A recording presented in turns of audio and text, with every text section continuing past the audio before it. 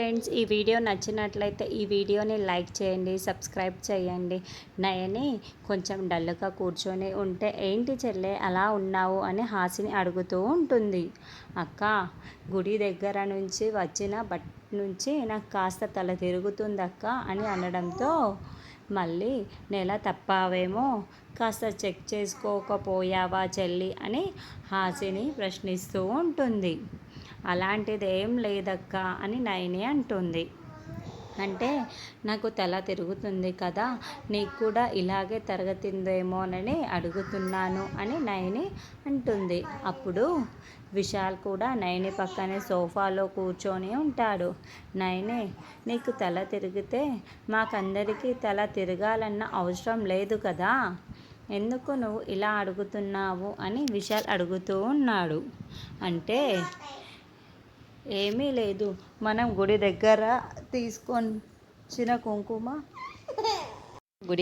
అత్తయ్య వాళ్ళు తీసుకొచ్చిన కుంకుమ అందరం పెట్టుకున్నాం కదా, ఆ కుంకుమ పెట్టుకున్నప్పటి నుంచి తల తిరిగినట్టు ఉంది. ఎందుకంటే ఆ కుంకుమ నాకు పడలేదు అనిపిస్తుంది, మీకు కూడా అలాగే తల తిరుగుతుందేమో అని అడుగుతున్నాను అని నయని అంటుంది.